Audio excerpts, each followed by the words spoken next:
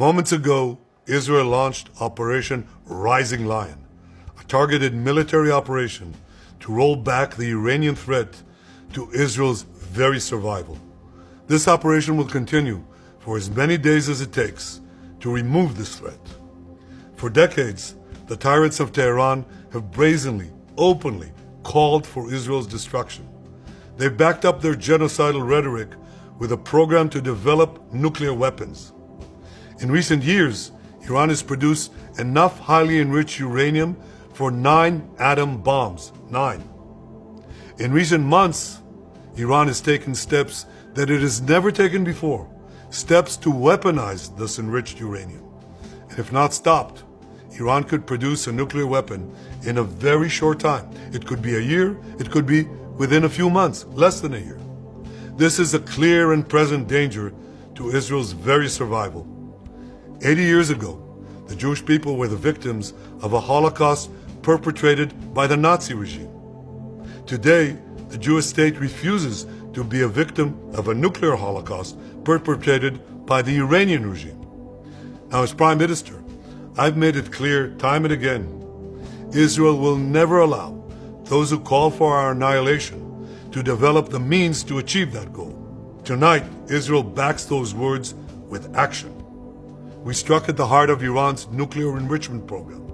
We struck at the heart of Iran's nuclear weaponization program. We targeted Iran's main enrichment facility in Natanz. We targeted Iran's leading nuclear scientists working on the Iranian bomb. We also struck at the heart of Iran's ballistic missile program.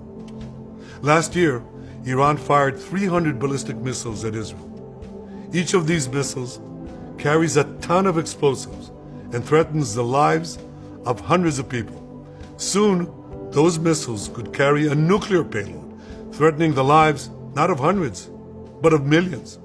Iran is gearing up to produce 10,000s of those ballistic missiles within 3 years. Now just imagine 10,000 tons of TNT landing on a country the size of New Jersey. This is an intolerable threat. It too must be stopped. Iran is now working on what it calls the new plan to destroy Israel. You see, the old plan failed. Iran and its proxies tried to encircle Israel with a ring of fire and to attack us with the horrible attack of October 7th. But the people of Israel, the soldiers of Israel, rose like lions to defend our country. We crushed Hamas, we devastated Hezbollah, we hit Iranian proxies in Syria and Yemen. And when Iran directly attacked us twice last year, we struck back inside Iran itself. Yet in defending ourselves, we also defend others. We defend our Arab neighbors. They too have suffered from Iran's campaign of chaos and carnage. Our actions against Iran's proxy Hezbollah led to the establishment of a new government in Lebanon and the collapse of Assad's murderous regime in Syria. The peoples of those two countries now have a chance for a different future, a better future. So too do the brave people of Iran, and I have a message for them. Our fight is not with you. Our fight is with the brutal dictatorship that has oppressed you for 46 years. I believe that the day of your liberation is near. And when that happens, the great friendship between our two ancient peoples will flourish once again. I want to assure the civilized world, we will not let the world's most dangerous regime get the world's most dangerous weapons. And Iran plans to give those weapons, nuclear weapons, to its terrorist proxies. That would make the nightmare of nuclear terrorism all too real. The increasing range of Iran's ballistic missiles would bring that nuclear nightmare to the cities of Europe and eventually to America. Remember, Iran calls Israel the small Satan. It calls America the great Satan. And this is why for decades, it's led millions in the chants of death to Israel and death to America. Today, Israel is responding to those genocidal calls with action and with a call of our own. Long live Israel and long live America. Our action will help make the world a much safer place. I want to thank President Trump for his leadership in confronting Iran's nuclear weapons program. He has made clear time and again that Iran cannot have a nuclear enrichment program. Today, it is clear that Iran is just buying for time. It refuses to agree to this basic requirement of peaceful nations. That is why we have no choice but to act, and act now. The hardest decision any leader has to make is to thwart a danger before it is fully materialized. Nearly a century ago, facing the Nazis, a generation of leaders failed to act in time.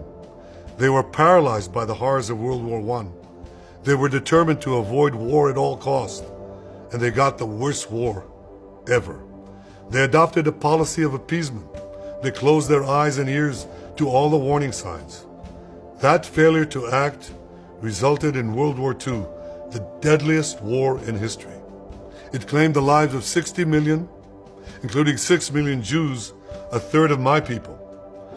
After that war, the Jewish people and the Jewish state vowed, never again. Well, never again is now. Today, Israel has shown that we have learned the lessons of history. When enemies vow to destroy you, believe them. When enemies build weapons of mass death, stop them. As the Bible teaches us, when someone comes to kill you, rise and act first. This is exactly what Israel has done today. We have risen like lions to defend ourselves. Over 3,000 years ago, Moses gave the people of Israel a message that has steeled their resolve ever since. Be strong and courageous, he said. Today, our strong and courageous soldiers and people stand together to defend ourselves against those who seek our destruction. And by defending ourselves, we defend many others, and we roll back a murderous tyranny. Generations from now, history will record that our generation stood its ground, acted in time, and secured our common future. May God bless Israel. May God bless the forces of civilization everywhere. Thank you.